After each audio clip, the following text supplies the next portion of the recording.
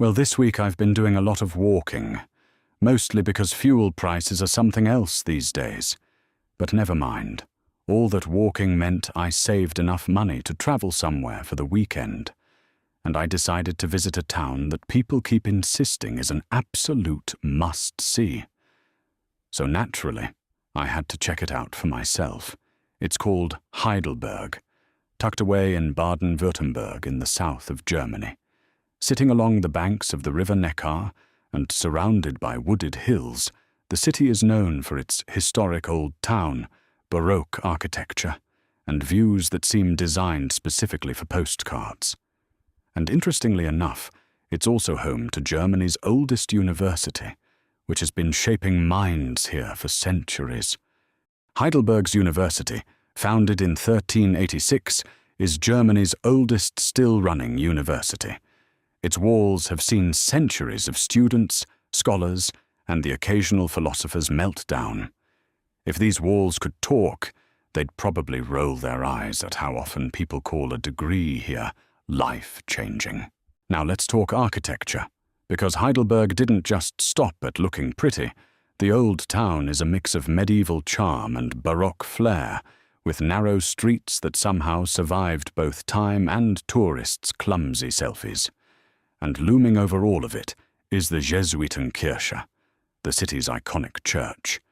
Built in the early 18th century, it's a masterpiece of Baroque design, tall, symmetrical, and impossibly ornate, like the architects were trying to one-up heaven itself.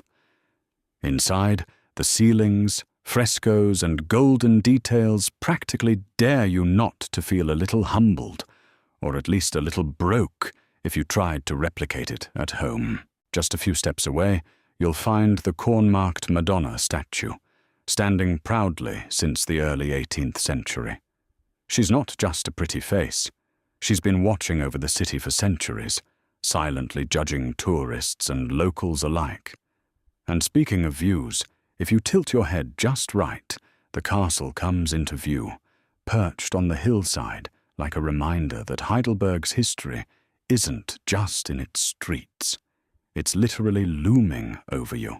Climbing towards Heidelberg Castle, it really feels like it's watching you make your way up, towering, unapologetic, reminding you who's in charge here.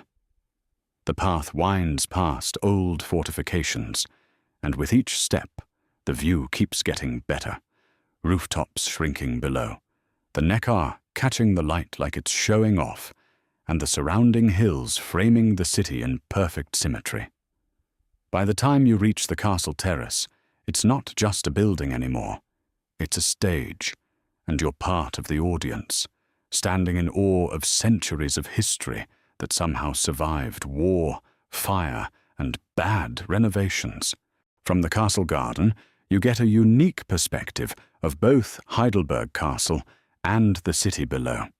The castle itself, with origins in the early 13th century, combines Gothic and Renaissance architecture, though large portions were destroyed in the 30 Years' War, and later by French troops in the late 17th century.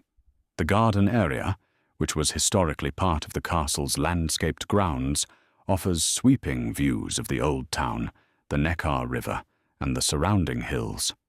Down below, you can see the Church of the Holy Spirit, a key site of Protestant worship since the 16th century, and the old bridge, completed in 1788, which has connected the two sides of the city for centuries. The garden itself was likely designed for both leisure and observation, giving the castle's occupants a chance to enjoy the landscape while keeping an eye on activity in the valley below, a practical and scenic combination that still draws visitors today. One of the most striking features up here is what remains of the castle's blown-up wall and tower, often called the Krautturm or Powder Tower.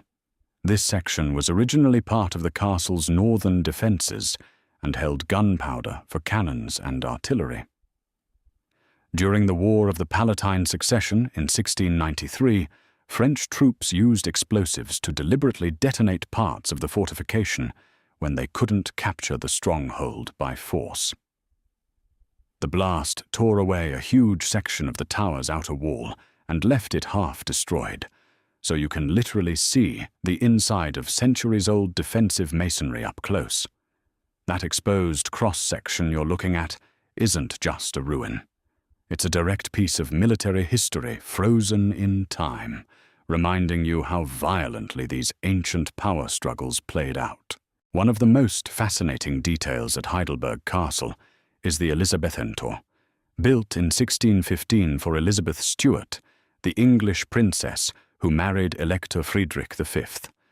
This early Baroque triumphal gate, designed by Salomon de Cos, marked the entrance to her private garden. Its 4 columns resemble intertwined tree trunks, and if you look closely, you'll see tiny carved creatures, frogs, lizards, and squirrels, symbolizing life and renewal. Above the arch, a Latin dedication honors Elizabeth, making the gate both a personal statement of status and one of the castle's most intricate architectural gems. Near the fallen tower at Heidelberg Castle stands the Unterer Fürstenbrunnen, or Lower Prince's Fountain. Built in the early 17th century, it was part of the castle's elaborate water system, supplying drinking water to the princes and residents. Its stone construction and carved basin show the functional yet decorative style of the period, offering insight into daily life at the castle. Heidelberg's Old Bridge, completed in 1788, spans the Neckar River and links the Old Town with Neuenheim.